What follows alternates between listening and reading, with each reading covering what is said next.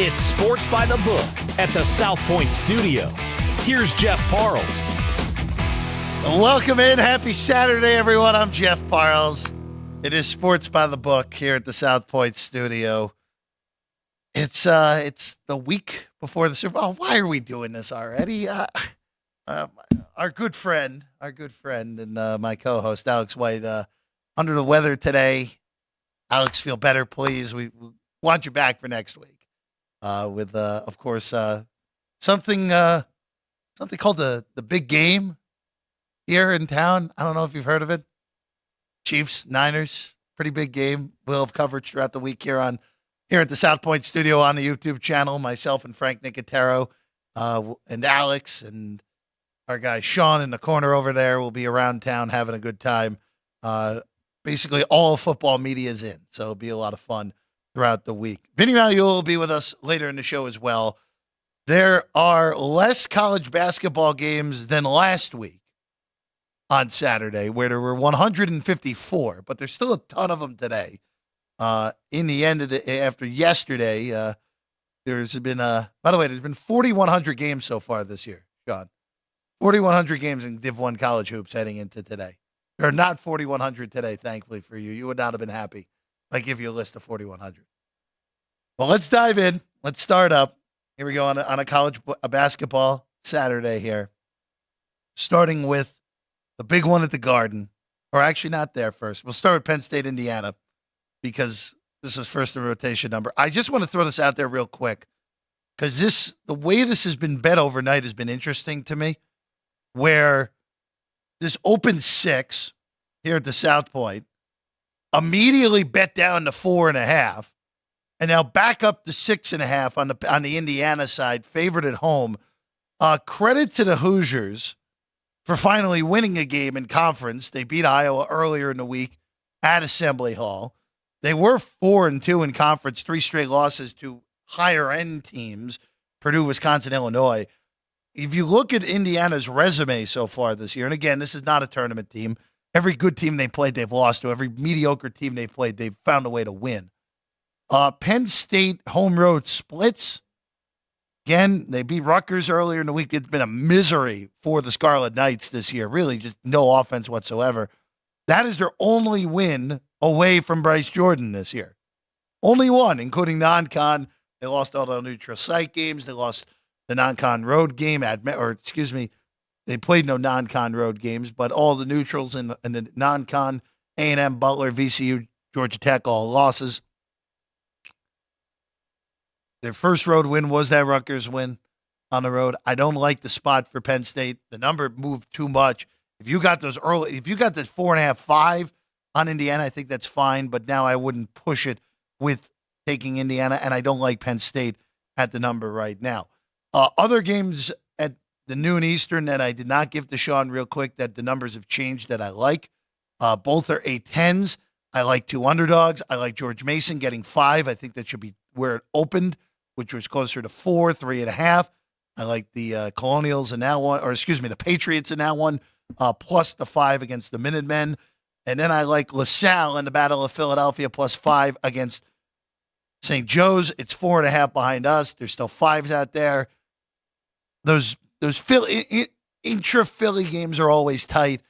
5 points is too much with LaSalle, so we like 2 dogs getting 5 points in the Atlantic 10 this morning. All right, let's go to a big one at Madison Square Garden. The game that St. John's has been waiting for, taking on Connecticut here. UConn, winners of 9 in a row.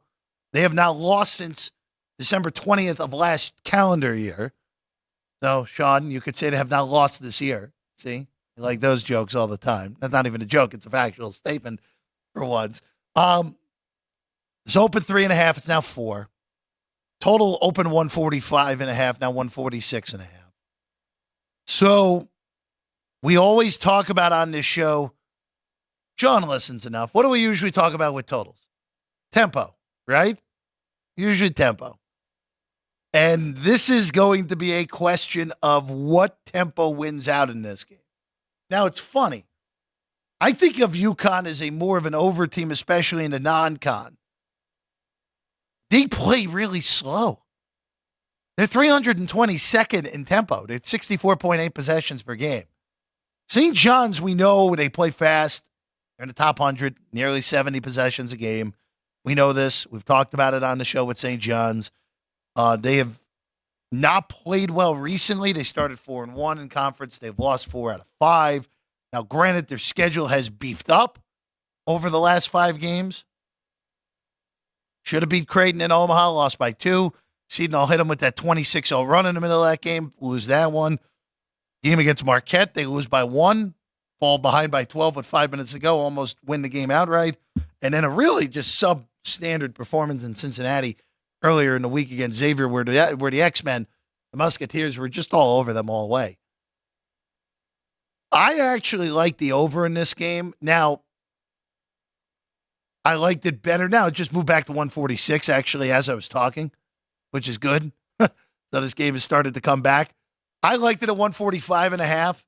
Now at 146, you can justify going over. Now, again, yes, I get you're not getting the best of it, but 146, you're going to have to get there to go over 145.5 anyway. Yeah, you can end up getting a push instead of a win, but I do like this over. I think the way this game plays out now, there's no real home floor in this game for St. John's. We all know all the UConn fans coming to Manhattan.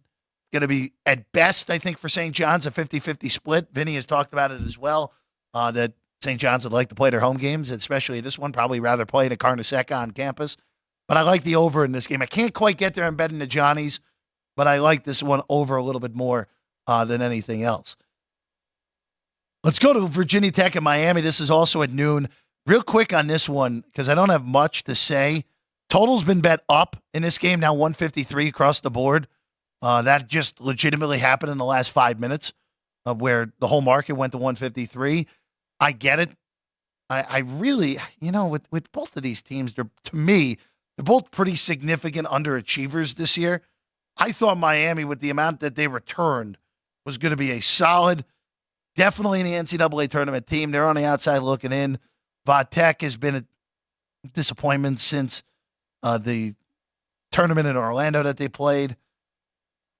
I think this total's now getting to the point where you'd look under, if anything, once you're now at 153. I'd also consider taking 4 with Tech, but I just can't quite get there. 4 is the only, here at the South Point's the only 4 in the market. It's all 3.5 now.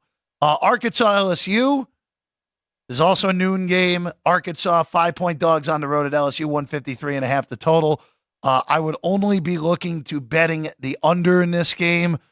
Arkansas finally won a game in conference again. They won in Columbia, Missouri against Mizzou. Mizzou in the Toilet Bowl matchup in the SEC later today with winless Vanderbilt, winless Missouri in conference play. Winner's going to end up probably being the 14th seed in the SEC tournament. I don't really like LSU. I don't know if they're the team that's capable of taking advantage of Arkansas's mediocre defense. So I would lean to the under. The problem is always at Arkansas games, and this is the case with LSU because they both play fast. I don't know if either offense, though, capable of getting this game into the mid-150s, which is what it would be to get this game over. Another A-10 game at 9:30. Didn't give this one to Sean, so you don't have the up-to-date numbers on there. Duquesne on the road at Rhode Island today. We like the Rams, plus the 5. This opened 3.5. This actually is all the way up to 5.5 at some spots. If we get the 5.5, definite play on Rhode Island at home against Duquesne in the A-10. All right, South Carolina, Georgia's up next. Now, we talk about spots all the time in college hoops. South Carolina, credit to Lamont Paris. I thought this was going to be a bottom-tier team in the SEC. They're 6-2 in conference. They just came off of a top 5 road win at Tennessee. What a win for them. They've won 4 in a row. This is a little bit of a tricky game handicapping-wise. Because I know our friend Alex Light would be looking at, hey, this is a revenge spot for South Carolina. They lost at home earlier in the year to Georgia. It's also, I think, a brutal spot for South Carolina. Going on the road for the second consecutive game after that humongous upset against Tennessee.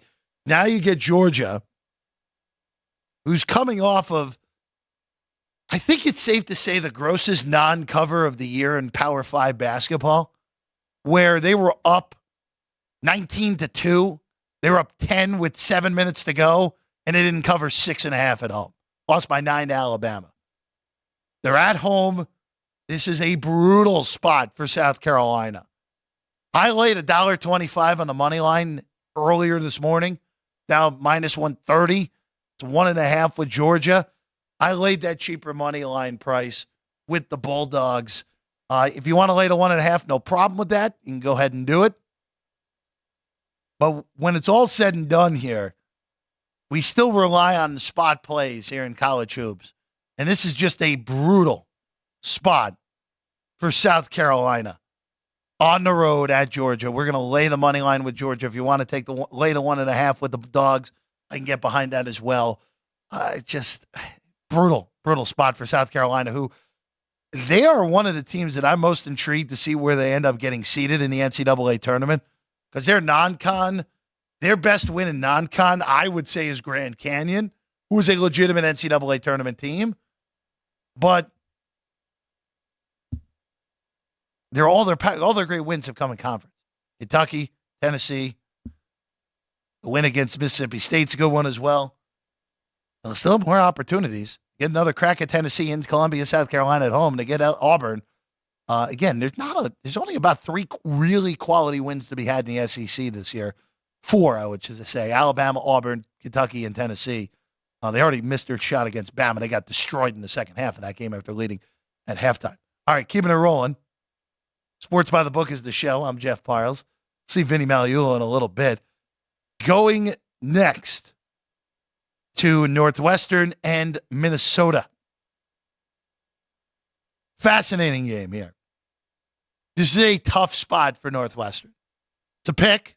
Part of the reason for that is, I think, the quality of the spot here, where Northwestern is coming off an overtime loss at Purdue, where 46-8 on the free throw discrepancy. Purdue needed all of it to win the game in overtime. I've been a big proponent of the Wildcats this year. I think they're underrated. The numbers have been messed up on the Northwestern front for a few reasons, mostly because of 2 results, where they had that ridiculous loss at home to Chicago State, and then they got annihilated by Illinois in Champaign. Those 2 games kind of messed with the numbers for Northwestern, where I think Northwestern, by the way, Northwestern moved up 4 spots after that loss to Purdue earlier in the week in KenPom. They're 43rd. I think Northwestern's one of the 30 best teams in the country, personally. Now they go on the road to the Barn, Williams Arena in Minneapolis. A very difficult spot to play. Now, Minnesota, it looked like they turned the corner completely at the beginning of conference play. They were 12-3. They were 3-1 in conference. All their losses, their worst loss still by KenPom was that home loss to Mizzou, where they blew a 20-point lead in the second half. They got a nice win on the road in State College earlier in the week against Penn State. I just think Northwestern's a lot better. Now, you can argue for the spot. KenPom is Northwestern by a point in this game, for what it's worth. But I just like the better team here. I'll take Northwestern. We'll take the pick. We'll take Northwestern. It's a brutal spot. If they lose, so be it. You move to the next one. Tip your hat. All right, Marquette and Georgetown's up next. So Georgetown, and I don't want to throw Georgetown in the same category as DePaul because that's not fair to Georgetown. But Georgetown's not a good basketball team yet. They will be at some point under Ed Cooley, but they're just not good yet. You now take out Marquette. These 2 teams met the Friday before Christmas. Marquette won by 30 in Milwaukee. Marquette has found themselves again after a 2-3 start in conference play. Now, schedule softened a little bit, but a sweep of Villanova, beat St. John's in MSG, beat Seton Hall, and it beat DePaul, so what? But now they get Georgetown on the road, second of a back-to-back. Total's 151.5. This total's actually gone down, where there's 152.5 overnight. I actually like this over still. Now, you look at the defensive numbers for Marquette, their top 15 defense. You look at the defensive numbers for Georgetown, they're horrific. They're 292nd. The whole question in this game is, can this game be played at the right pace to get this over? Because Marquette likes running, Georgetown does not. But if you end up in a scenario where this is Georgetown chasing, they have to play a little bit faster. Marquette likes playing faster as his own right. First time these teams met, you didn't get any help from Georgetown on the scoreboard. Marquette scored 81. Georgetown scored 51. So it was a 132. In an 11.5-point game, realistically speaking, at 151, you need Georgetown. And you're extrapolating that out to 81 and a half to 70 when we're looking at that sort of number here, 81 to 69 and a half, something in that pocket when you're extrapolating this out on the team totals. Marquette's going to get to 80 here. It's just a matter of, can we get Georgetown to the right point? I think we can, especially with this game in D.C. 151 and a half, like it over on Marquette and Georgetown. All right, let's go to the Big 12. Kansas State, Oklahoma State. Real quick on this. Pokes are 2-point dogs now. This one just moved from 1. So the money coming in on the Wildcats here. I don't mind taking 2 at Oklahoma State. It's a lean more so than a play. Again, I'm in the camp of, if you're getting points at home and the matchup is even enough in the Big 12, you take them this year. The only problem is that Oklahoma State has looked real bad at times this year, other than their win against West Virginia at home. Ken Pom has it at 2, so the number is spot on with that. But I would look at the Pokes, if anything, in that one. Battle of Texas up next. TCU welcomes in Texas in Fort Worth. 4.5 TCU laying it at home against the Horns. This TCU team has found themselves very talented basketball team. Not overly impressed with their non-con. They didn't beat anyone. They've started beating teams in Big 12 play. They have the win over Houston. They have the win against Baylor, the win against Texas Tech earlier this week. Oklahoma as well. I just mentioned 4 top 30 Ken Pom teams, and at least to me, I think Texas Tech is of a top 25 quality instead of Oklahoma. But regardless, you get Texas, bubble-ish team. I think they'll make the tournament just because of the quality of wins they'll get in conference, and they already have. Wins against Cincinnati on the road, Q1 against Baylor, Q1 on the road in Norman. I wish this came 4. I don't love laying the hook here, but it would be a lean to TCU. They're just better. They're a better basketball team than Texas. Virginia and Clemson. I would only bet Clemson in this spot, 4.5. Total's 127.5. Ugly basketball game coming at Little John Coliseum. This Virginia team has looked better, though, to their credit. Now, you're third in conference. They're 7-3. They've won 5 in a row. Now, here's the problem, though, with Virginia. I think it's a mirage. Virginia Tech at home, at Georgia Tech, NC State at home, at Louisville, Notre Dame. I didn't mention a good team in the bunch. They have beaten, to me, 1.5 good teams this year. Beating Florida on a neutral, excellent win. After than that, the home win against Texas A&M is really their only other reasonable win. Not good enough. Not a good team there in Virginia. As we know, plays ridiculously slow, second slowest tempo in all of college hoops. Going next to Cal and Arizona State. So this one I liked overnight at the 1.5. This got bet all the way to 3.5, and now it's back to 2.5. I still like the Sun Devils. I credit to Mark Madsen for getting this Cal team to look at least half decent. I think 4 conference wins. Pretty good for where this program had been. On the road, though, second of the Arizona 2-step. It's a pretty difficult spot. Sun Devils have looked really awful since that 4-0 start out of nowhere in Pac-12 play. Only win was against a battered USC team. But I like them to win this one. I don't mind laying the 2.5 with Arizona State at home against Cal in this one. Again, not the greatest of matchups in that one. Utah State, San Diego State up next. Aztecs 5.5. This number just came too high. Big home court advantage at Viejas. I just can't quite get there with San Diego State. Credit again to Utah State for what they have done this year, where you look at the Mountain West, they're 7-1. Their only loss in conference is in the pit. Nothing wrong with that, even though New Mexico was defeated earlier in the week at home by Boise. I wish this game came one of two ways. Either it came a little bit higher, take Utah State. If it was 6.5, 7, I would be taking Utah State. No way that was going to come as that. If it came 4.5 on San Diego State, it'd be an interesting decision. It'd probably be a lean to the Tex at that point if we were at 4.5 on that one. Mizzou and Vanderbilt, both teams winless in conference play. It would only be a take of the dog at home in Vandy. Mizzou a 1-point favorite, total 140. Pretty disappointing what's happened to Missouri this year, where make the tournament a year ago, good vibes coming into the year, just not the same type of team that they were a year ago under Dennis Gates' second year for him. I don't know if I remember. I don't know if I sent this over to Sean or not, but I do have a play on Air Force and Boise. Nope. 12.5. Rough spot for Boise here, I think.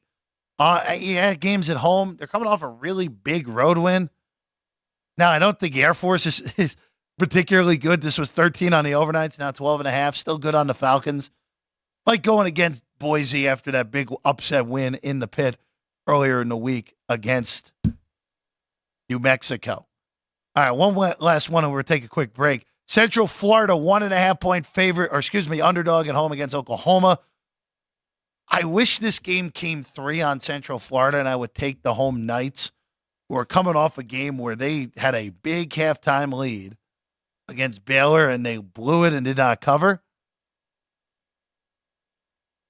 Right now for Central Florida, now they're not an NCAA tournament team, but this is kind of the team that you look at in the Big 12 where I think teams will kind of look past, and they're a good enough team that if you look past them that you're going to get bitten sometimes. We've already seen it with Central Florida. Kansas, of course, went down there and lost. Texas lost at home to this team.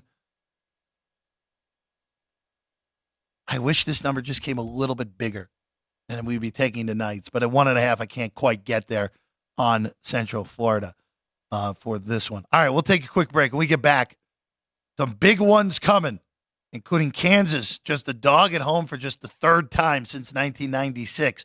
We'll break them down next. Sports by the Book, South Point Studio.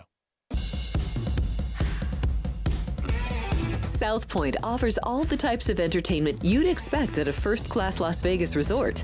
Did you know our 400-seat showroom is one of Las Vegas's top destinations for live entertainment? Enjoy live performances by classic Vegas entertainers, bands, and today's hottest comedians, plus a rock and dance floor. You can also enjoy live entertainment at the Grand View Lounge, where you'll feel all the vibes of old Las Vegas. Enjoy the music, and if you love to laugh, don't miss The Dirty at 12:30, our very own free comedy show. Every Friday night at 12:30 a.m. in the Grand View Lounge. The Dirty is 100% free, so arrive early. Go to southpointcasino.com or call the box office at 77136 for today's performances at the showroom and the Grand View Lounge. When you're ready for your favorite cocktail, stop in and unwind at one of our 7 specialty lounges. There's a bar around every corner, because you're in Vegas, baby. South Point Casino has plenty of attractions for the whole family. Catch a movie. Our 16-screen movie theater includes 2 XD Extreme screens for the ultimate in viewing, sound, and luxury. After the show, treat the family to a variety of treats at our old-fashioned ice cream parlor, Kate's Corner. We scoop up a variety of creamy concoctions, including smoothies, hand-dipped cones, milkshakes, malts, sodas, and sundaes.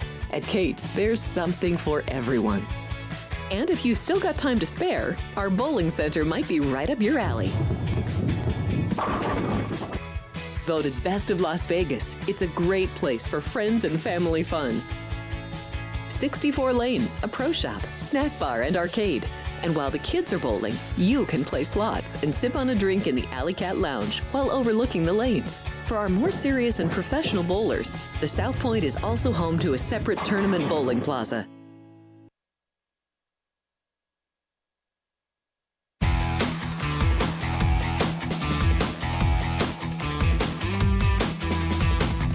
Welcome back in. Sports by the Book is the show. I'm Jeff Parles. Happy to be with you as always. Boy, oh boy. We'll get Vinny in a little bit.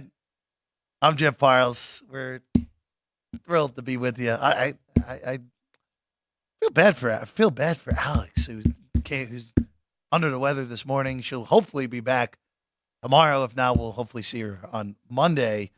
So let's go to a game that I thought I'd sent to Sean, but did not. Virginia Commonwealth hosting Richmond, a big rivalry there in Richmond, Virginia in the A-10. I bet VCU overnight 3. It's now 3.5. I still think that's good on the Rams. A pretty brutal spot for the Spiders, who last week got that big win against Dayton. They're 8-0 in conference. Credit to Chris Mooney. Because I did not think this was a particularly good Richmond team this year going in. You look at their non-con, their only reasonable win was against UNLV. And here they are, undefeated in conference play. But this is a gigantic rivalry. Siegel Center is a difficult place to play. VCU coming off a loss to St. Bonaventure. This all points to the Rams, even at the 3.5 on VCU. Sean, did you bet Rutgers in Michigan at all? You did? Oh, okay. What did you bet on? Okay, very good. Sean doesn't have a play. Michigan's 4 against Rutgers, total 139.5. This number, I think, should have came higher, but this is just a testament to how Michigan's really not any good. That they're only 4 against this Rutgers team that can't really score the basketball at all. We'll stay out of it. We'll move on to the next one. Florida and A&M.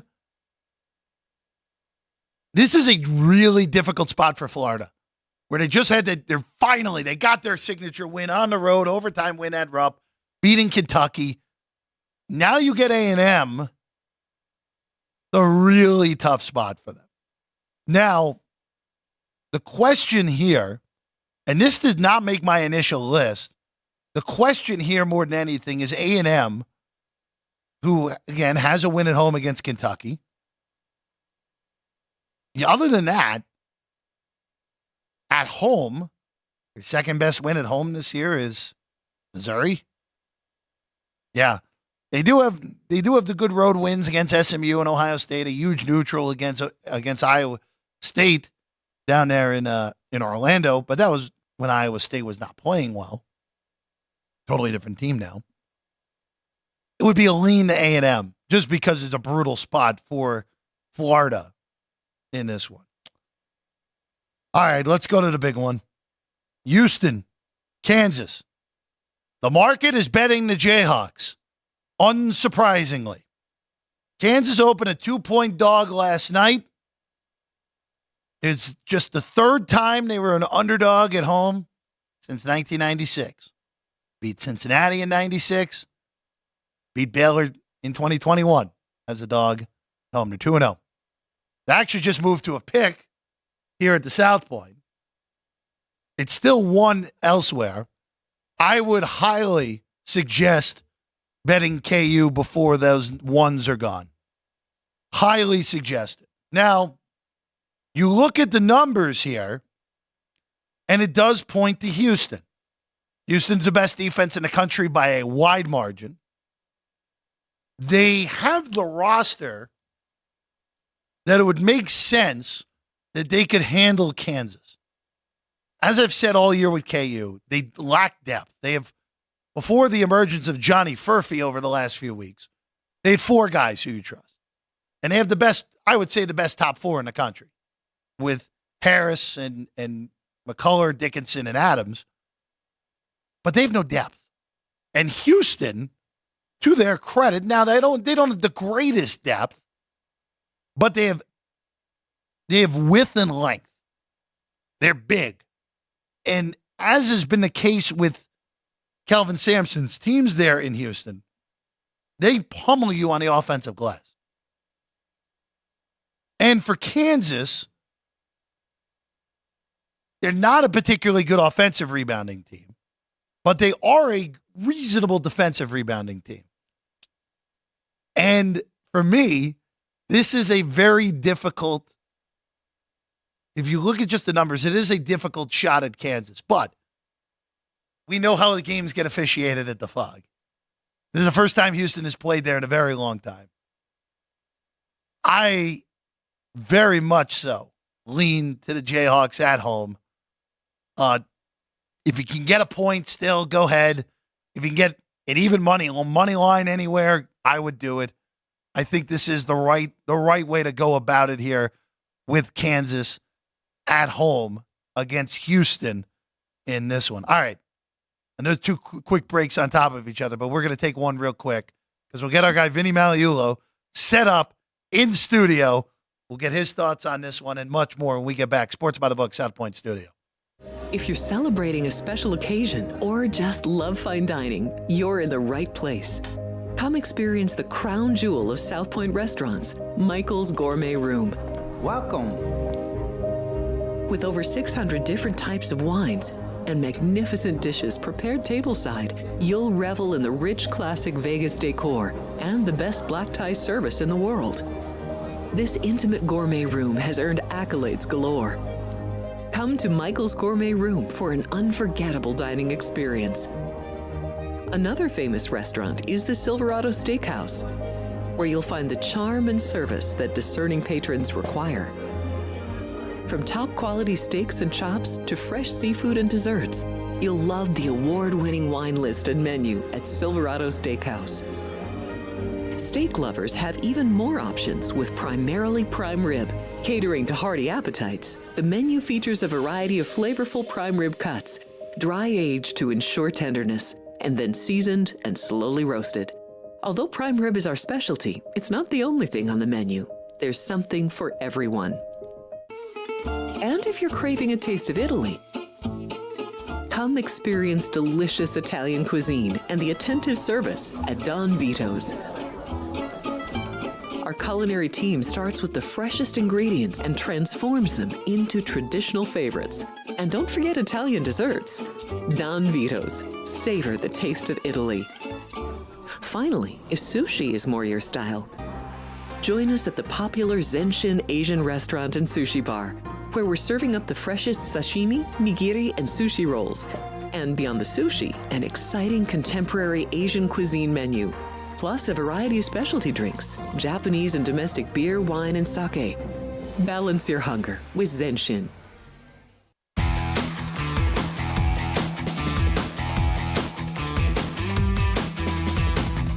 Welcome back in. Sports by the Book is the show. South Point Studios, the site. I'm Jeff Barles. And now alongside, the laptop seemingly has gotten smaller. No, this is my college basketball laptop. Oh, okay. The college hoops laptop. Yeah. Okay. Vinny Magliulo So is it's here. still early in the season, halfway. So Oh, I'm not that early. It's February 3rd. here, laptop's right here. Yeah, it's all there. All Right between the eyes. Vinny Magliulo, Good morning.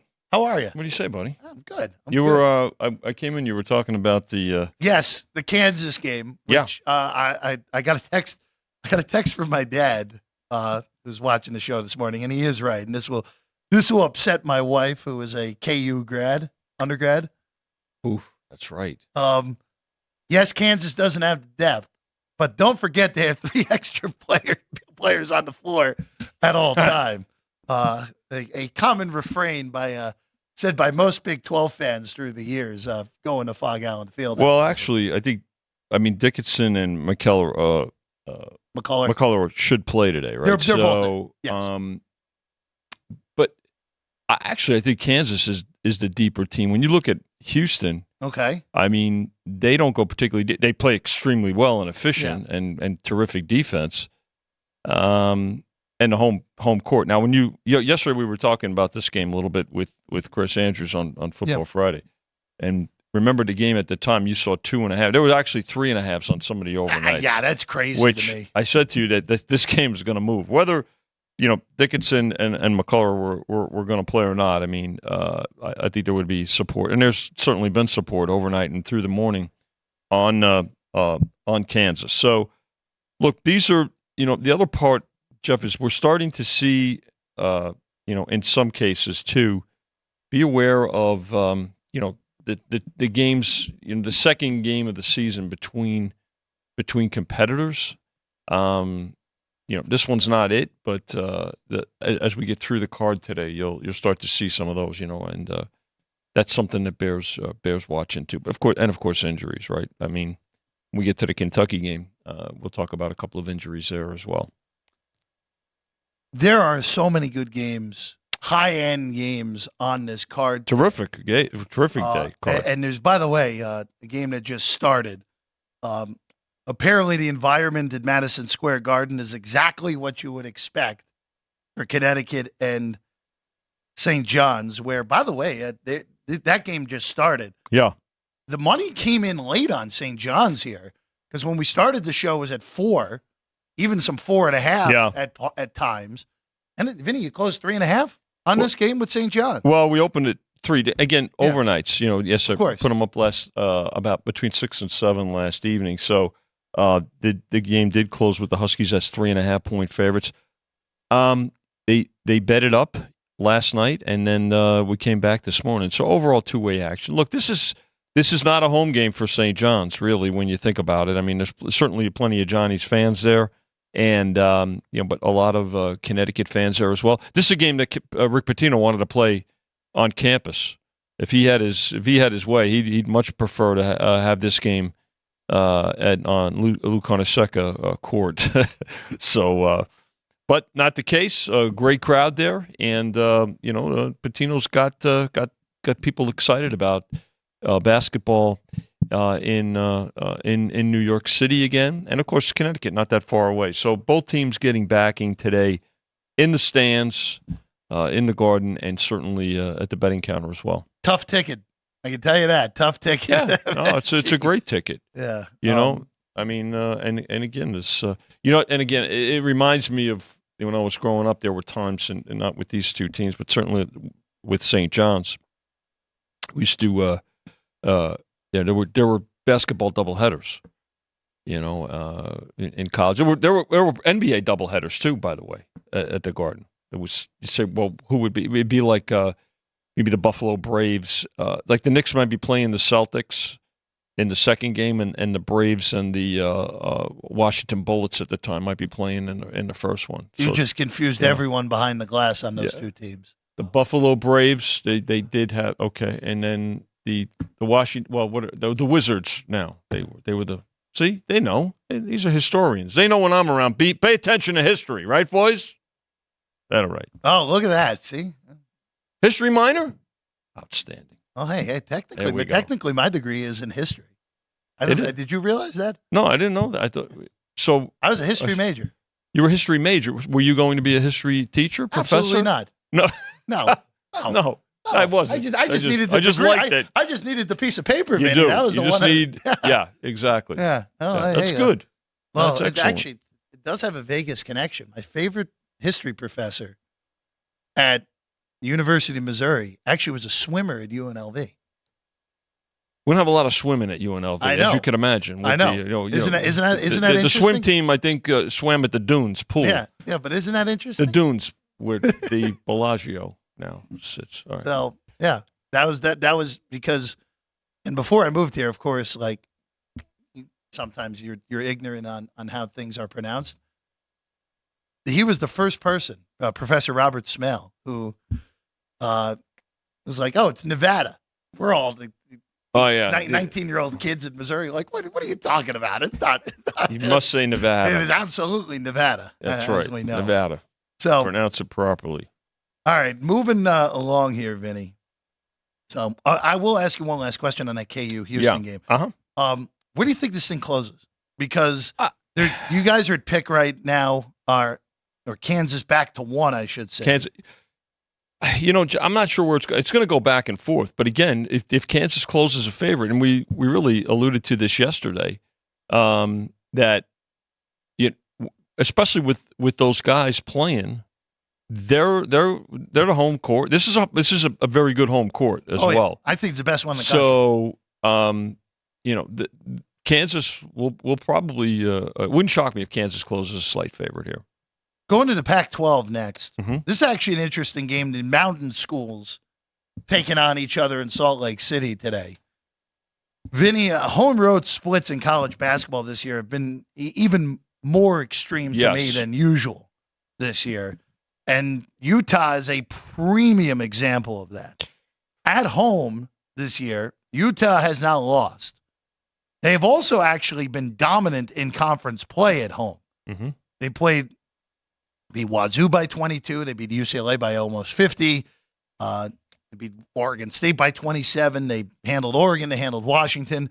Now they get Colorado at home, where it is the one team that is used to playing at a higher elevation, obviously.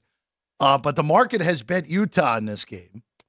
3 is now the number on this. Open 2.5. Open 2.5. Yeah. Now 150 on the total as well. Not surprised that people have been betting the Utes today. No, especially on the money line. In fact, as we speak, I think is it up to 155, or did they grab the plus 35? So, yeah, I see 155 out there as well. Total hanging around 150, Jeff, which is right where it opened. So, yeah, I think there's going to be support for Utah here. You know, I heard an interesting conversation this morning, and Seth Greenberg, who does a terrific job, he was asked to compare the Mountain West Conference bids, in his opinion, to the Pac-12 and the ACC conference in terms of NCAA tournament bids. And Seth said that he felt that the Mountain West would have more bids than the Pac-12 and the ACC. Oh, I definitely agree on. I agree on the Pac-12. The Pac-12 I think for I'm sure. not so sure about the ACC, but you know that it bears noting. I mean, obviously, you know, Seth's got a good opinion, and you know, he follows it very closely, and having coached at that level too. So I thought it was an interesting comment. But to your point too, pay attention to these. This is another great home court, by the way. Huntsman Center is a tremendous home court. And again, a lot of times, people, you know, what people have to realize when you look at home courts in college basketball, you've got to look at the venue. Sure. Like a minute ago, we were talking about Madison Square Garden, where there's almost 20,000 people at the game. Well, sometimes once you get the sight lines down and things like that, and you get over, well, it's Madison Square Garden. You know, your adrenaline gets flowing as a player. But if you're in a small venue where the fans are right on top of you, great example, the Georgia Tech game the other night in North Carolina, the student body, everybody's right on top of you. It is sometimes a much more difficult setting to compete in as the visitor, right? And you know what? That's another reason why, you know, Rick Pitino would have preferred to have this game on campus today, than in the Garden. So pay attention to the home courts and where they're playing the games. You know, Gonzaga. There was a long time where folks didn't want to travel up to Gonzaga because it was an arduous trip, but also because playing on that campus, campus gym, better. You know, now they play. You know, when somebody goes up there.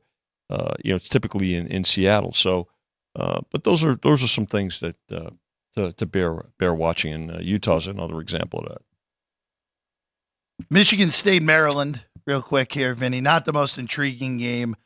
Up to 7 though, with the Spartans laying it at home. Total 129.5. You guys actually opened 7. We opened at 7. They were night. 6.5 on the overnights at other spots. Yeah, I mean, here's the thing. This is the time of year where I think you wonder, you're waiting for, is Michigan State going to make that run, right? I mean, typically one of the more challenging schedules by any team, and I give Tom Izzo credit for that. I mean, right from the beginning, he's always willing to play. He took a page, one of the Power 5 conference, Power 6 coaches to take a page out of the old Gonzaga book, where nobody was going up to Gonzaga, but Mark Few took his team everywhere and anywhere.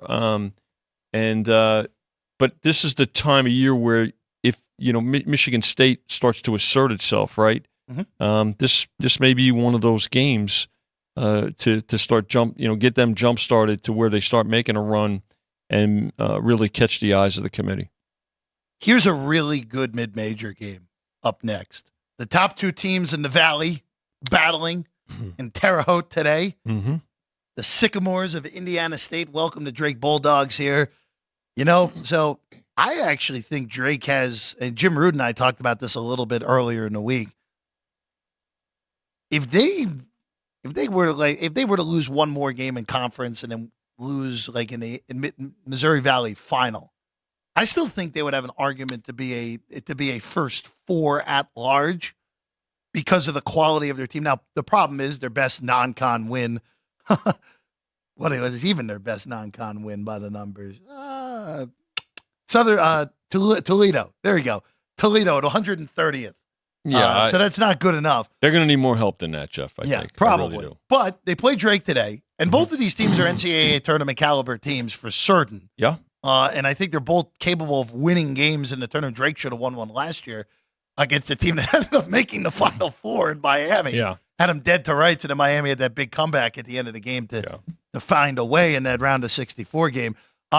This line hasn't moved at 5.5 from where you opened it. I think the number's spot on, Vinny. I was hoping this would come a little shorter, and I'd lay it with the Sycamores, but at 5.5, I think that number is spot on. You bring up a good point because these are two very good teams and very capable teams. In fact, probably won't get the attention that it deserves because it's mixed in with such a big schedule.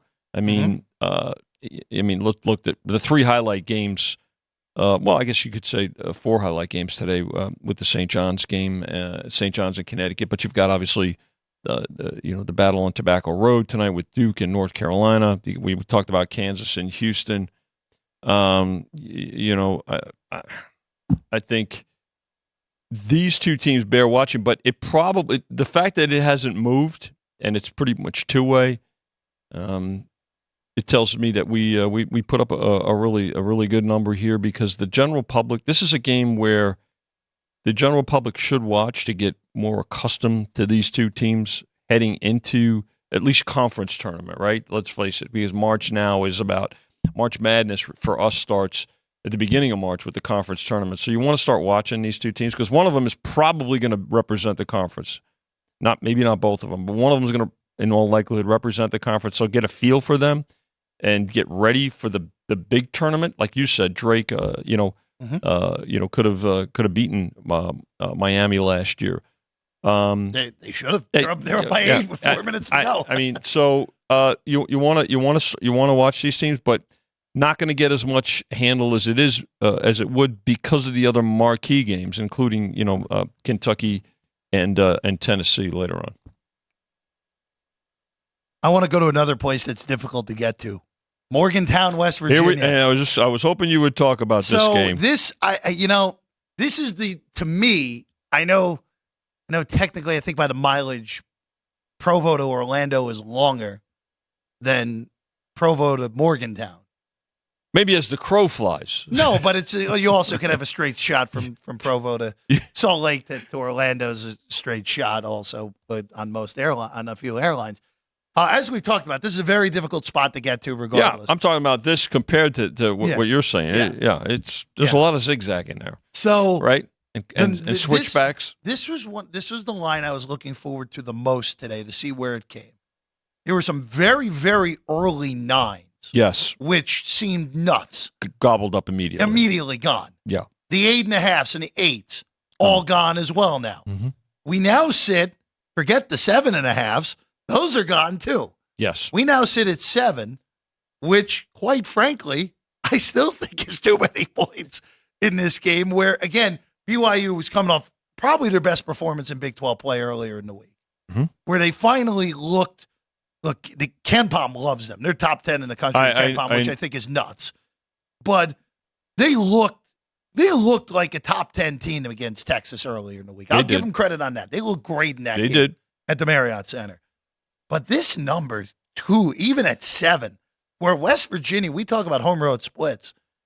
West Virginia is, even though they've had a rough go of it for the majority of this season, they have 3 home conference wins.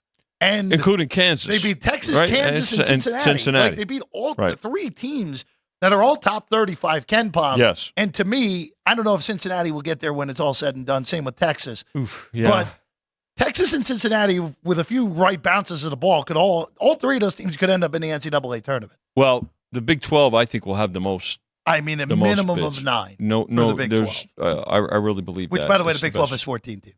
Yeah, well, naturally. I mean, when forget the number after the big. Look at the Big 10. They're going to be the Big 20, the Big 22, whatever they. So, but no, this game here is and West Virginia at home. They're a different team. They're very good at home Yeah, too. they're totally and reasonable team. This is another example of a home court, not just because of the environment once you get there. It's getting there that can be difficult, especially, and Jeff, we've talked about this, so it kind of bears repeating. Weather. If weather is a factor, I'm not sure what the weather has been like there in the last 24 hours. But the reason I say weather is sometimes, which once you get there and you get to the hotel, it's difficult to get from your venue to your clock is already thrown off as the visitor. Okay. Now, when you add sometimes difficult travel, I remember a game a few years ago. Believe it or not, UCLA. This was more than a few years ago. I want to say maybe 10 years or so ago. UCLA went there to play a game. Okay. And they had a ridiculous their flight was delayed. Flight got rerouted. They had to get a bus with a plow in front of it to get to the arena and things like that. That this plays into maybe not today in Morgantown, but in certain venues, because a lot of people, when I say that, say they're playing indoors. How could weather impact it? It's the travel for the visitors in particular to get to the venue. Well, first of all, to get to the city and then or the closest city, and then get to the venue. But anyway, that aside, this is a tremendous home court, as we've seen, to your point, already in the last month with what the Mountaineers have done to at least 2, maybe 3 teams that are going to go to the NCAA tournament. Yeah, hey, look, it could flip back and West Virginia turn into the team they've been all year. Of course it could. Maybe. But it's brutal. I think it's a brutal spot for BYU. Wouldn't be shocked if West Virginia does it again outright. Now, I don't know if they will, but sprinkle a little money line? Small, tiny. Okay. 20%, maybe? Maybe even less. Okay. In all honesty. All right. By the way, I bet Hofstra. But you're gonna get 250. So no, I know. I don't have to do that much in order to get there. I bet Hofstra today. You did 3 against Towson? Yeah, laid the 3. Okay. Hofstra had a miraculous win against Stony Brook in the Battle of Long Island earlier in the week. Big rivalry. A lot of folks don't. Well, it's now a conference game. Right. Yeah. All right. So it's that's another one. But again, watch you look at teams, and these are players that got recruited by both schools, right? I mean, and this is another example of that. A lot of kids from the Long Island and New York metropolitan area that played high school ball there. And that was the 5-1-6 over the 6-3-1. That's there right. You go. Very good. All right, Auburn and Ole Miss up next. This is so you've been pretty high on Auburn in your power ratings. I am. This year, Vinny. Right now at 3.5 on the road in Oxford here with Auburn, who had a rough week a week ago where they had the loss in the big rivalry game against Alabama and then flipped around and lost in Starkville to Mississippi State last Saturday. Mississippi State was tremendous on the boards. They were great in that game. So the folks had this is up from 3. So they have bet Auburn. Total hasn't moved. Ole Miss is one of those teams where I don't know if the record matches their ability.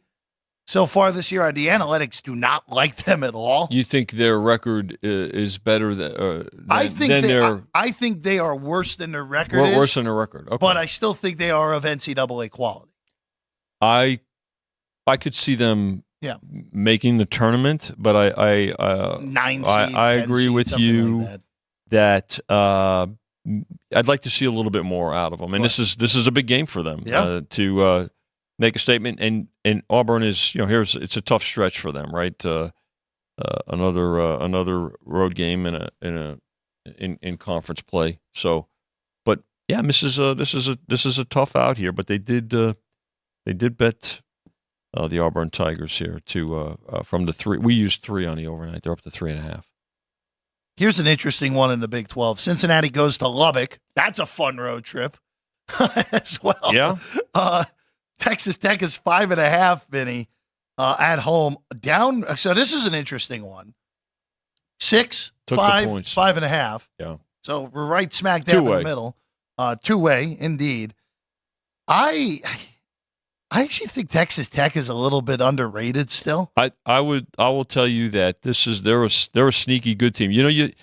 It's interesting. Let's talk about you just mentioned that you think Mississippi's not as good as their record. I think Texas Tech is the opposite. I think they're better than their record. And they're 16 right. and 4. And they're 16 wins. So, they could easily have 18 wins. But this is I've got them higher than Mississippi, let's say. But this is a good ball club. This is an interesting. Well, again, first year coach Grant McCasland came over from North Texas. They're still playing. They're not playing as slow as North Texas did when McCasland was No, there. well, I think he's There's more credit him talent. for that because again, this is not a coach that came in and said we're going to play this way. He's adjusted to his personnel. Well, they still were. They Right? still play slow. They're just not Well, ridiculous. but they're not crawling. Yeah, correct. Correct. They The play 200 deliberate. They're 66.1 possession, still pretty slow, but not. They're not as- barely bottom 100 on. He again. You can't. Coaches need to adjust. Now, if you want to play a certain style, it's going to take you a couple of years to get there. Used to be probably more than a couple of years, but with the transfer portal now, it could be a lot quicker. Vinny, let's go to the big one. Tobacco Road, Dean Dome, the site for the first matchup between Duke and North Carolina. So North Carolina's long winning streak finally snapped earlier in the week with a game where really kind of classic look-ahead spot. They walked in Atlanta, came back, took the lead. Georgia Tech made the bucket at the end. They win by 1 in the big upset. Georgia Tech, by the way, has beaten both of these teams this year. Georgia Tech at home. At home, Right. not bad. And they were, you talk about being sky high. Maybe, maybe a look ahead spot. Maybe there's when we get to Georgia Tech, there may be where are they at? I'm looking at Georgia Tech today is an 8-point underdog at NC State. At NC State. So tough spot for them, emotional letdown. But getting back to this one, great, terrific game, positioned nicely, 3:30 Pacific. Always gets betting attention. This is a game that'll get tied to next week's Super Bowl. This is one of those games today that, public in particular, in terms of multi-leg bets, parlays, they're gonna have these teams tied to either the 49ers or the Chiefs. But this is a great game, Jeff. We opened at 4.5, and there's gonna be two-way action on this game all day. I don't know what to do with this. I really don't. In-game, maybe. Maybe, If but you don't know what to do pre-flop, either pass, obviously, or certainly in-game, or continue to pass, but watch it to see. So I had one line of thinking last night. I just think North Carolina's better. I think they're considerably better than this Duke team. Now I do, but Duke has also won 3 straight, right? Here's the other kicker with this. It's this rivalry. Sure. Different animal. To use the cliche, you throw the record books out. You throw out what you've seen with these two teams all year. And pay attention to, Jeff, especially if this is a close one. Who do these two have next and where? I believe they're both home. Clemson at home for Carolina. Is Duke Notre Dame? Yeah, Notre Dame was terrible. Yeah. So that's another item to pay attention to. Certainly I do, and when making numbers coming up, You'd be taking a whole boatload of points with Notre Dame next week on Wednesday. You better get. I can tell you that. Better be a big boat. Hey, look, better be a ferry. Hey, look, if you're getting 18.5, that might be worth it. Probably will be getting 18.5. It's a ferry. Honesty. That is a ferry of points. But this one, this is a game that will be one of the higher handled games of the day. Certainly the highest handled game of the afternoon. There's no question about it. Well, again, this is a day where obviously no football tomorrow. You have 3 just and ESPN has promoted it like this, and correctly so, where Mm-hmm. you have three just mega matchups. Yeah. Where we already talked about Kansas and Houston. You have this, and then you have Tennessee and Kentucky, which we'll get to a little bit later in the nightcap. So I would imagine this will be a pretty large handle day, all things considered, on these college hoops games. College basketball will be front and center because now the public is getting involved with college basketball. For that first month in particular, it was mainly pro bettors, right? And but now the public will start getting ready for it. And in fact, we've got some visitors here. There's a few guys that are visiting here, and they come every year at this time, and then they come back from March Madness from New England, and they're very much involved with it, more so than the NBA. These guys will be, and the thing that's hurting the NBA, although there's the Knicks are hosting the Lakers tonight, and hopefully everybody plays. Although Randall won't for the. I'm talking. He has a legitimate injury. He's got a he's hurt. But that said, college hoops is really front and center today because the uncertainty of who's playing in the NBA is hurting that product, and it hurts the handle. So, but that's a pretty good doubleheader at the Garden. UConn and UConn St. John's, Lakers and Knicks. The Knicks, who all of a sudden have turned back the clock and look great. 9 in a row. 9 in a row, and that's even without Anunoby and Randall for a few of those. Yeah, now Knicks are playing some good ball. No question. Keep an eye on them. That Eastern Conference is very interesting, especially if Joel Embiid's injury is something that keeps him out for a while. Yeah, and the Sixers and the Knicks are right there, right, with each other. Well, it's 2 through 5 are all a game and a half separated right now. Yeah, Philly's still a favorite today, even without Embiid. No, Maxey had that gigantic game in Salt Lake City on Thursday. Sixers 3 points. Sixers what? Sixers are playing Brooklyn today. Yeah. That's not any good at all. All right, we're gonna take a quick break. We get back more college hoops here on the show as we keep it rolling. Sports by the Book, South Point Studio.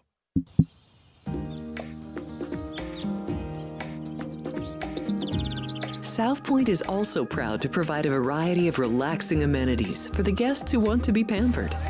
Soak up the sun and let your stress melt away in our lagoon-style paradise swimming pool. A relaxing getaway where you can bask in the desert sun and enjoy seasonal food and bar service poolside. And if you really want to escape, come to Spa Costa del Sur. From couple suites to a co-ed wet area, our spa caters to business and leisure travelers who want to unwind and elevate their senses. A visit to one of our spa's steam, sauna, or whirlpool treatment rooms will leave any guest feeling like they can take on the world. Our gaming amenities include over 60 table games and over 2,600 of the most popular slot and video poker machines. We have penny slots, including the popular Buffalo games, and real machines like Wheel of Fortune, Triple Sevens, and Megabucks. If you prefer video poker, try Deuces Wild, Double Double Bonus, or a variety of multi-denomination games. Or try your hand at one of the most popular casino table games in the world, Blackjack. Don't let the game intimidate you. Blackjack, also known as 21, is both easy and fun. And our dealers are always happy to assist. And the best part? Blackjack always pays 3 to 2. Next, check out the roulette tables. Roulette is one of the easiest casino games to learn, and so much fun to play. It's a favorite of both beginners and seasoned players. In addition to blackjack and roulette, our casino pit features over 60 popular table games like Baccarat, Pai Gow Poker, 3-Card Poker, Ultimate Texas Hold'em, and Mississippi Stud. So get out of your room and come join in the fun.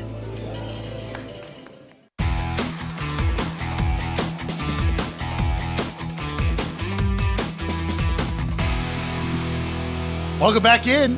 Sports by the Book, South Point Studio. I'm Jeff Parles. The Hall of Famer himself, Vinny Magliulo's here. Always good. It's always good to have you. Well, thank you. It's always good. Very. By the way, I bet you tell that to all the bookies. The reaction to yesterday's Football Friday, people loved the story of when you had to pay both sides of the coin toss. Oh, people love that. That's a true story, too. Oh, I know. I mean, look, you've been here in the business here in Vegas for over 40 years. There are plenty of great stories like that. Oh my goodness. Yeah. Again, I think my favorite stories of yours involve boxing. For a different day. Yeah. A lot of boxing stories. There are a lot of great boxing stories, which again kind of makes me sad that boxing's not the same today. I wish it was. Also, I mean, the UFC cards here are very popular, but there was when we had fights here in Las Vegas, especially at Caesar's Palace, where I was working, where I worked for 14 years. We had just those fights were really the center of the sports universe. I mean, the energy, the excitement not only permeated the property, but it really transcended the town. Anywhere you went, everybody talked about it. And all you have to say is, what do you think of the fight? Who do you like in the fight? And you could be on property or off. It was just a special time, no doubt about it. And Caesars did it in such a great way. And then having to been able to participate in those. I used to set up a sports book out on the tennis courts. So we had the outdoor arena. We had a lot of fights in the indoor pavilion, and then various spots of the property, depending on how big an arena. And typically the arenas outside were at least 16,000. And we'd set them up, and I'd always set up a portable sports book out there. Oh, a little bit different for what that property looks like today. Oh, it's very different. just a little bit. No doubt about it. Oh, man. So, yeah, we had a lot of fun. We'll tell some of those stories down the road. Hey, look, once we get past the Super Bowl, yeah, I would love to have a story time episode. There's some classics. Those football Fridays turn into story time Fridays, basically. It could even be 2 weeks from now. Maybe. We only have one more Super Bowl game to go here. Real quick, actually, before we get back into college hoops, since we're now a little over a week away. Mm-hmm. Now, we obviously had Football Friday. All the props are out. Yes. So, Vinny, just so far through the first week, how's everything been as we get leading up to the game? Very good. Even some 5 and 6 figure bets right away, not just the week of, up forthcoming. So, in fact, Jimmy Vaccaro was in the other day with some 5 and 6 figure tickets on the game. And again, the way the betting has gone so far, Jeff, we opened the Niners 2. They took 2 initially, took 1.5, and then once we got to 1, they laid 1 and laid 1.5 on the game. So overall, great two-way action. We presently back to 2, and the total at 47.5. So, and then yesterday, during the course of the week, Chris unrolled the props here at South Point in segments, but yesterday was the big day to get the 19-page packet out, and great response, not just right away, but right through the night into the morning. Again, South Point, a 24-hour book, and for the folks that are not going to be in town next week, they've got this. We took advantage of this weekend to offer the props to the folks too. And again, the props. And Chris said it. I mean, it's been pretty standard for the props to accommodate or account for about 50% of the Super Bowl wagering. Chris thinks it may go through that. It wouldn't shock me, especially, and we talked about it too, Jeff, with 2 very public teams that have support in their cities, their states, but also nationally, and not only public teams, but public players.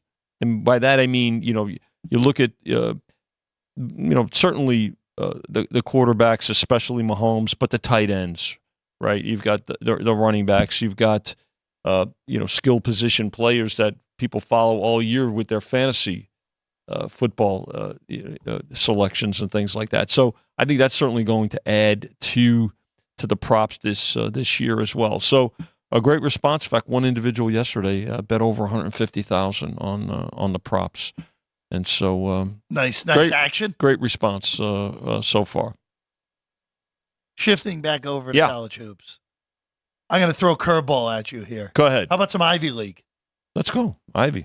You like the Ivy? So this is interesting here because, as we know, Ivy is goes back to back more times than not. Friday, Saturday. Friday, Saturday. Yes. And Cornell and Harvard is the one game that stood out to me here, where Cornell, currently undefeated in Ivy play, them and Yale are at the top. Yale beat Princeton, came from behind last night in New Haven to get that win against a Princeton team that I still think is the best team in the league, even though they have two conference losses, road losses to both Cornell and Yale. So this is an interesting one. Cornell was in a dogfight last night against Dartmouth. They were lucky to win. Escaped. They just purely escaped winning that game. Harvard came from way back to beat Columbia last night in Cambridge, even though that is a better Columbia team than usual. The Lions. Actually, the conference is better from top to bottom when you think about it, right? The conference is the best it's Typically, been in a while. the Ivies had a couple of teams at the top, and then everybody else is. Yeah, usually the bottom is really bad. But this is a much more competitive conference. Yeah, I mean, look, this year, Jeff. The only team. Good point. The only team in that conference that I know Brown is 6-14. I actually think Brown's a lot better than their record shows. Well, the conference is better, and they're playing more competitive, right? Yeah, Dartmouth's the only team in that league that I don't think is any good. So, but this is an interesting one because Harvard's a 3.5-point dog here.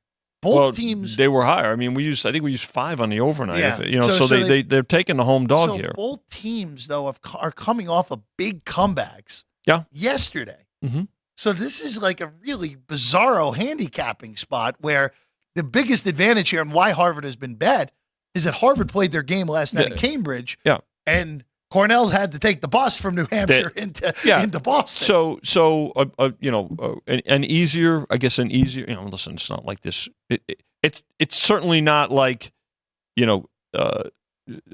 teams traveling cross country, right? At all, right? This is not a BYU going to Morgantown example by any means. So, but that said, a little bit.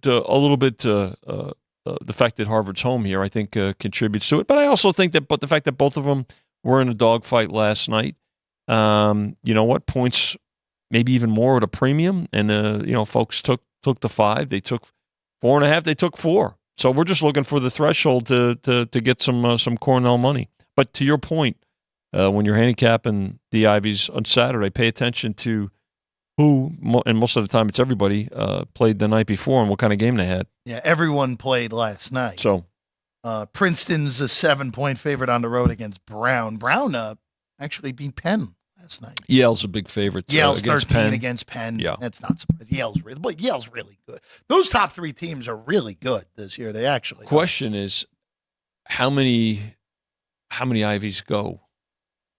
I think it's still 1. Still 1? Still 1. I think Princeton. 2 would be Princeton was a newsflash, wouldn't it? Princeton was the one that I thought actually could justify getting an at-large, but I thought It'll be difficult. I thought they needed to go through Ivy, play with 1 loss, and then lose in a hard-fought title game, and they already have 2 losses. To your point, and again, yes, the conference is more competitive, but the conference power rating is not what, let's say, the Mountain West is. Right? Look, Princeton's the top team in the Ivy in Ken Palm at 67. So you're not getting there. But I will say, whoever ends up getting that bid, it could be dangerous to whoever they draw in the first round of the NCAA tournament. Certainly not going to be for sure. an enjoyable experience. No, it will not be. Let's go to the Big 12 next. How about Baylor and Iowa State? What a good game that goes under the radar because of the high-quality games that there are across the board today. Credit to the Clones. I mean, this was a team that in non-con I thought was pretty average, all things considered. I thought they didn't match what the Ken Palm resume was. They had the losses to Vodtech and A&M. They didn't really beat anyone other than Iowa in non-con. But since Big 12 play has come along, beat Houston at home. They beat Kansas at home. They had a really good road win in Fort Worth against TCU, even though they did their best to blow that game. Was that was the triple... No, that wasn't. No, that was the that TCU was the game they played. got up by 18 and they won by 1. TCU, that triple overtime game last week was Baylor. Yeah. Who is the opponent today? Who, by the way, has been played up to 4.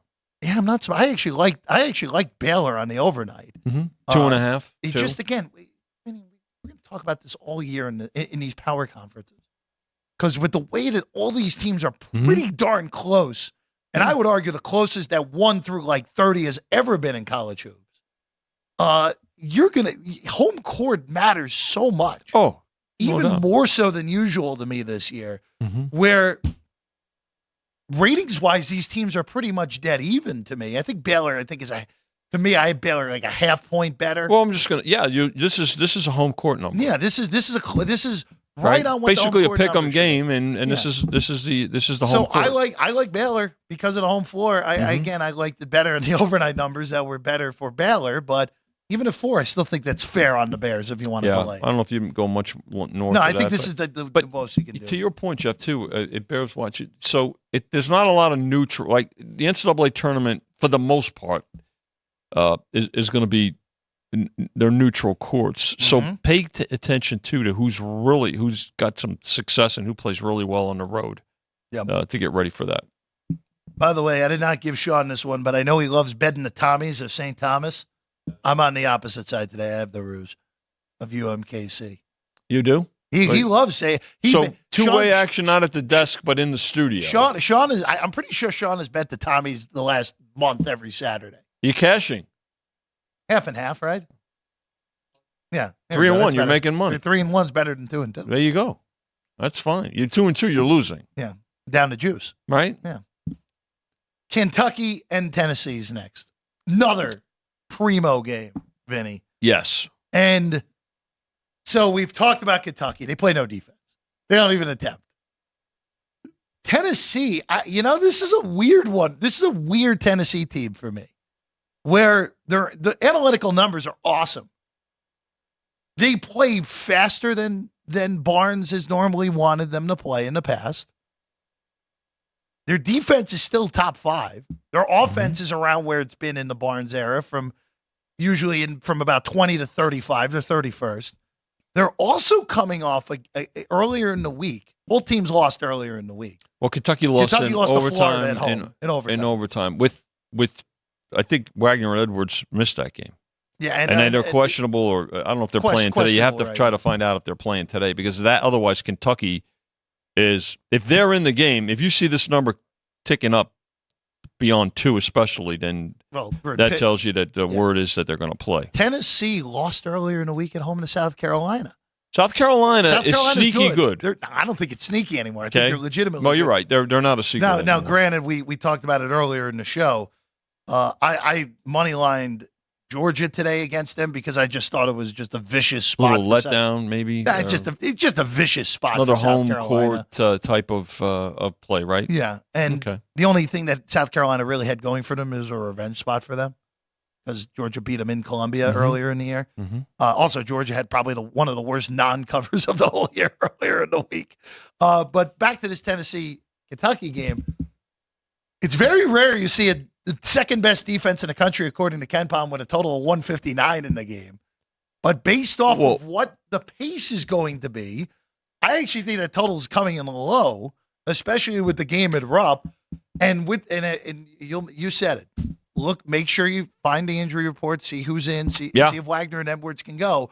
If one of the two of them are definitely in, I like Kentucky in this game at home, coming off a home loss earlier in the week to Florida. I do like the Cats here.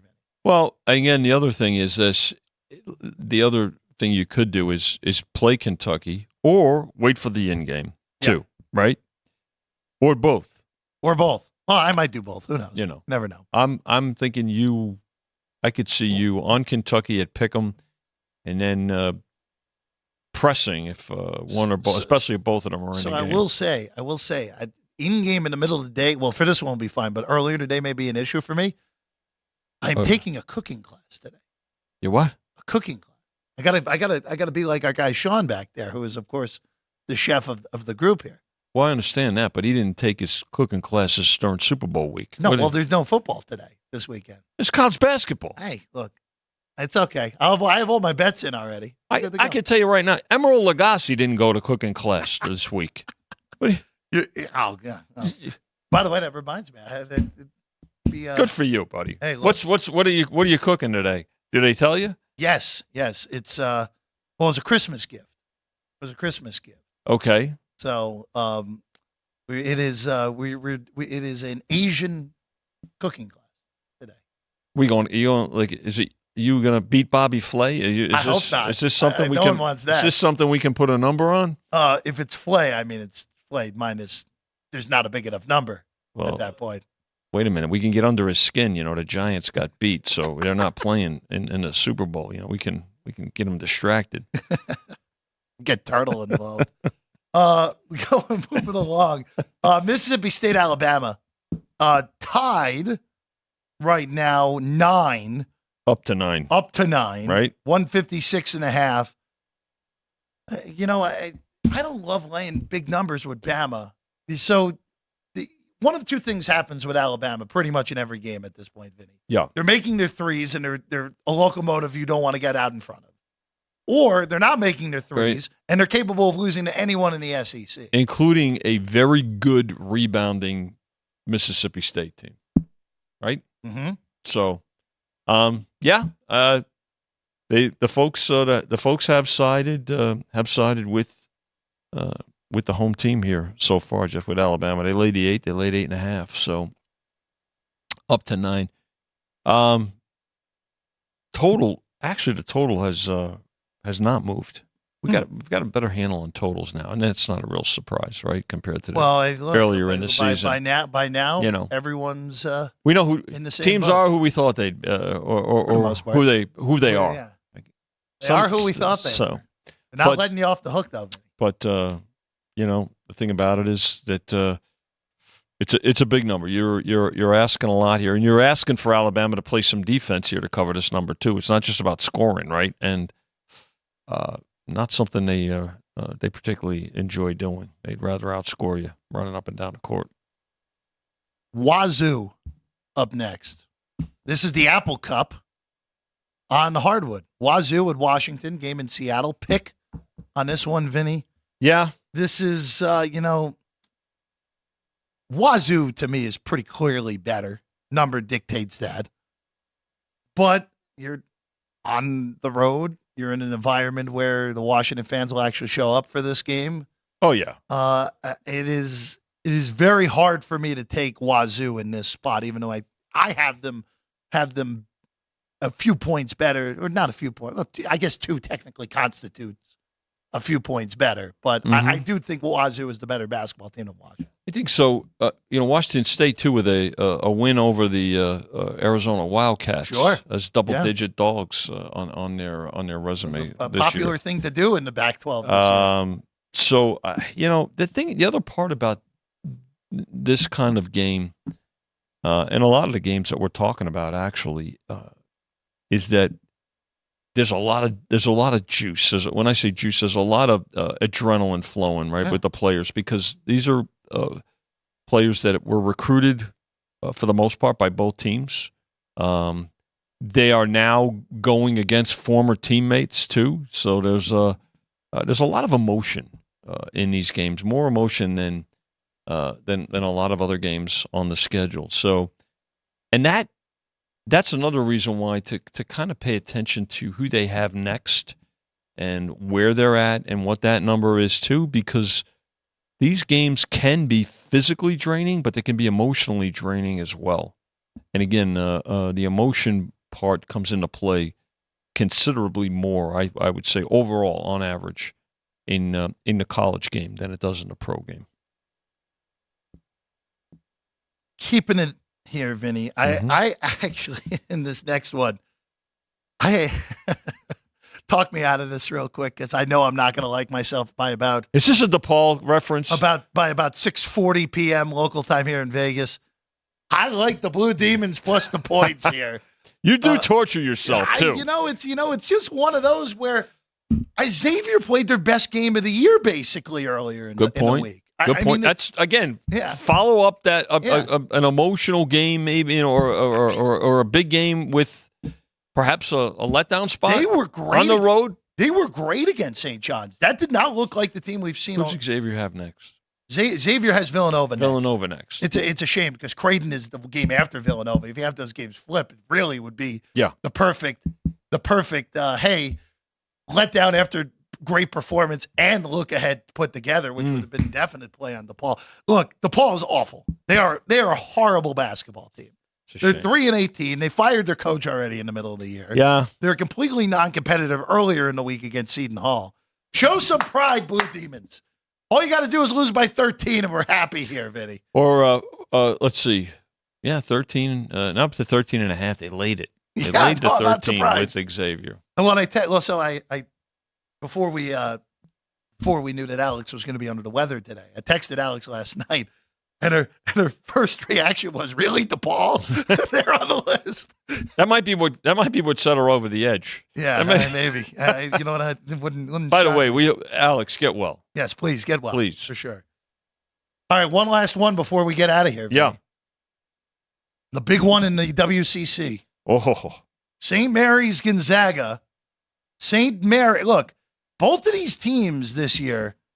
I look, Gonzaga probably would still get in based off their name recognition only to the NCAA tournament. Well, if they don't win the WCC, St. Mary's, because of what they did in non-con, I think needs to win the WCC or at least get this game today here in the kennel. Their best. They do have two good Mountain West wins against New Mexico and Colorado State, but not much else other than that. 4.5 hasn't moved at all. On this game.